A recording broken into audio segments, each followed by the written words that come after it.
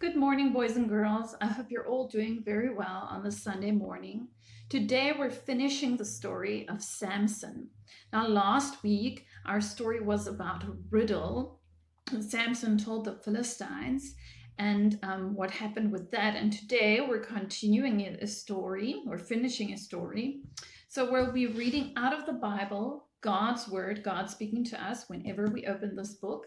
And we're going to be looking at Judges 16. We'll read from verses 4 until verses 23, actually. And then we will read from verses 25 to 30. So I'll say it again. It's a bit of a long story, but it's very interesting. Judges 16 from verses 4 up to 23, and then from verses 25 to 30. And as always, we read out of the New International Reader's Version, which can be found on the YouVersion app. Let's listen very carefully what happens to Samson. Sometime later, Samson fell in love again. The woman lived in the valley of Sorek.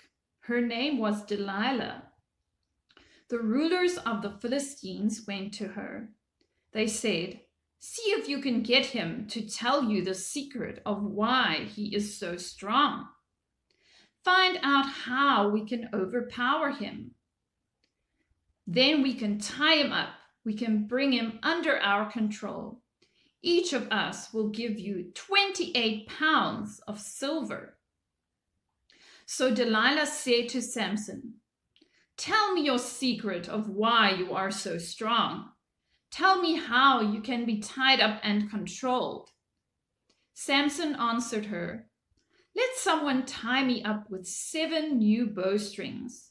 They must bring the strings that aren't completely dry. Then I'll become as weak as any other man." So the Philistine rulers brought 7 new bowstrings to her. They weren't completely dry. Delilah tied Samson up with them. Men were hiding in the room. She called out to them, "Samson, the Philistines are attacking you." But he snapped the bowstrings easily. They were like pieces of string that had come too close to a flame. So the secret of why he was so strong wasn't discovered. Delilah spoke to Samson again. "You have made me look foolish," she said. "You told me a lie. Come on, tell me how you can be tied up." Samson said, "Let someone tie me tightly with new ropes. There must be ropes that have never been used. Then I'll become as weak as any other man." So Delilah got some new ropes. She tied him up with them. Men were hiding in the room. She called out to him, "Samson, the Philistines are attacking you." But he snapped the ropes off his arms. They fell off just as if they were threads. Delilah spoke to Samson again. "All this time you have been making me look foolish," she said. "You have been telling me lies. This time, really tell me how you can be tied up." He replied, "Weave the 7 braids of my hair into the cloth on a loom. Then tighten the cloth with a pin. If you do, I'll become as weak as any other man." So while Samson was sleeping, Delilah took hold of the 7 braids of his hair. She wove them into the cloth on a loom. Then she tightened the cloth with a pin. Again she called out to him, "Samson, the Philistines are attacking you." He woke up from his sleep. He pulled up the pin and the loom together with the cloth. Then she said to him, "How can you say I love you? You won't even share your secret with me. This is the 3rd time you have made me look foolish. And you still haven't told me the secret of why you are so strong." She continued to pester him day after day. She nagged him until he was sick and tired of it. So he told her everything. He said, "My hair has never been cut. That's because I've been a Nazirite since the day I was born. A Nazirite is set apart to God. If you shave my head, I won't be strong anymore. I'll become as weak as any other man." Delilah realized he had told her everything. So she sent a message to the Philistine rulers. She said, "Come back one more time. He has told me everything." So the rulers returned. They brought the silver with them. Delilah got Samson to go to sleep on her lap. Then she called for someone to shave off the 7 braids of his hair. That's how she began to bring Samson under her control. And he wasn't strong anymore. She called out, "Samson, the Philistines are attacking you." He woke up from his sleep.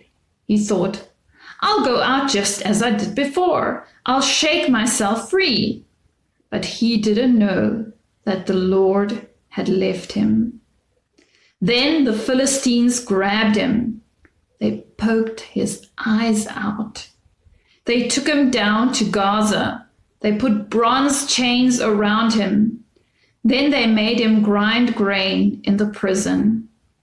His head had been shaved, but the hair on it began to grow again. The rulers of the Philistines gathered together. They were going to offer a great sacrifice to their god Dagon. They were going to celebrate. They said, "Our God has handed our enemy Samson over to us."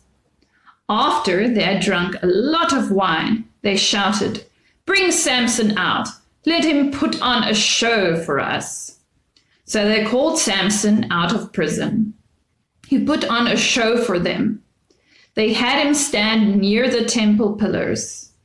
Then he spoke to the servant who was holding his hand. He said, "Put me where I can feel the pillars. I'm talking about the ones that hold up the temple. I want to lean against them." The temple was crowded with men and women. All the Philistine rulers were there. About 3,000 men and women were on the roof. They were watching Samson put on a show. Then he prayed to the Lord.